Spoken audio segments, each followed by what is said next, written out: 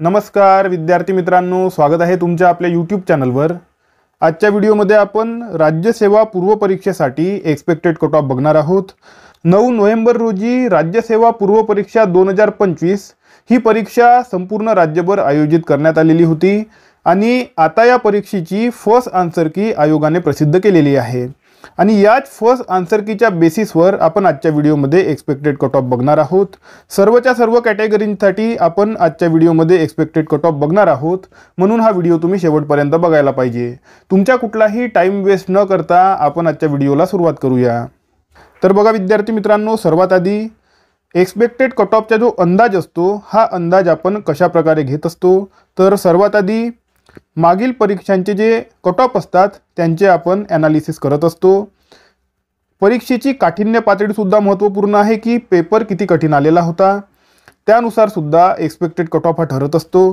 त्यानंतर जागा किती आहेत, म्हणजे जागा जास्त आहेत की जागा कमी आहेत आणि त्यानुसार किती उमेदवार पात्र होणार आहेत मुख्य परीक्षेसाठी, या माहितीच्या आधारावर सुद्धा एक्सपेक्टेड कट ऑफचे आकलन होत असते। त्यानंतर यावर्षी ज्या मुलांनी पेपर दिलेला आहे त्यांना किती मार्क्स आलेले आहे त्या मार्क्सचे ॲनालिसिस सुद्धा आपण करत असतो। आपल्या यूट्यूब चॅनलवर आणि टेलिग्राम चॅनलवर जे विद्यार्थी मित्र आहेत त्यांचे मार्क्स आम्ही विचारलेले होते आणि त्या मार्क्सचे ॲनालिसिस सुद्धा केलेले आहे। ओके, आता समोर बघा। आता बघा विद्यार्थी मित्रांनो, पेपरची डिफिकल्टी लेवल काय होती, तर पेपर हा मीडियम डिफिकल्टीचा होता, तर याचा सुद्धा प्रभाव जो आहे कट ऑफवर पडणार आहे। ओके, आता समोर बघा। आता बघा विद्यार्थी मित्रांनो, आपण आता एक्सपेक्टेड कट ऑफ हा बघणार आहोत। यामध्ये सर्वात आधी open, OBC, SEBC, EWS, DT, VJ आणि एनटी या कॅटेगरींचा कट ऑफ ऑलमोस्ट सिमिलर लागत असतो, म्हणून मी यांना एकाच कॅटेगरीमध्ये ठेवलेलं आहे। ओके, तर तुम्ही ओपन असाल किंवा ओबीसी असाल, एसीबीसी असाल, ईडब्ल्यूएस असाल, डीटी, व्हीजे किंवा एनटी असाल तर तुमच्यासाठी मी एकच कट ऑफ सांगून राहिलेलो आहो।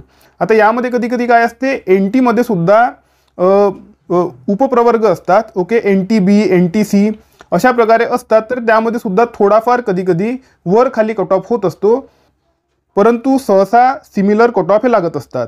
ओके, तर आता बघा विद्यार्थी मित्रांनो, ओपन कॅटेगरीचा कट ऑफ बघा। ओपन म्हणजेच हे जे संपूर्ण आहे ब्लॉक, या ब्लॉकचा कट ऑफ मी तुम्हाला सांगून राहिलेलो आहो। ओके, तर यामध्ये मेलचा कट ऑफ बघा। एम म्हणजे मेल आहे आणि एफ म्हणजे फिमेल आहे, तर मेलचा कट ऑफ बघा। मेलच्या एक्सपेक्टेड कट ऑफ राहणार आहे 120 ते 123 मार्कांच्या दरम्यान मेलचा कट ऑफ लागण्याची शक्यता आहे। ओके, त्यानंतर फिमेल बघा। फिमेलचा कट ऑफ 113 ते 116च्या दरम्यान लागण्याची शक्यता आहे। ठीक आहे, तर जे विद्यार्थी open, OBC, SEBC, EWS, DT, VJ किंवा एनटी असतील त्यांच्यासाठी मेलचा कट ऑफ 120 ते 123 आणि फिमेलचा कट ऑफ 113 ते 116च्या दरम्यान लागण्याची शक्यता आहे। ओके, त्यानंतर बघा एससीसाठी, एससी कॅटेगरी मेलसाठी 116 ते 119च्या दरम्यान कट ऑफ लागण्याची शक्यता आहे आणि फिमेलसाठी 108 ते 111च्या दरम्यान जो आहे एक्सपेक्टेड कट ऑफ राहणार आहे। आता त्यानंतर शेड्यूल ट्राईबसाठी 107 ते 110च्या दरम्यान यांचा कट ऑफ लागू शकतो मेलसाठी आणि फिमेलसाठी 95 ते 98च्या दरम्यान फिमेलचा कट ऑफ लागण्याची शक्यता राहणार आहे। ओके, त्यानंतर बघा एसबीसीचा कट ऑफ थोडा कमी लागू शकतो। ओके, थोडा कमी लागू शकतो। यामध्ये बघा 115च्या दरम्यान मेलचा कट ऑफ आणि 110च्या दरम्यान फिमेलचा कट ऑफ लागण्याची शक्यता आहे आणि यामध्ये सुद्धा बघा जागावाढ होणार आहे।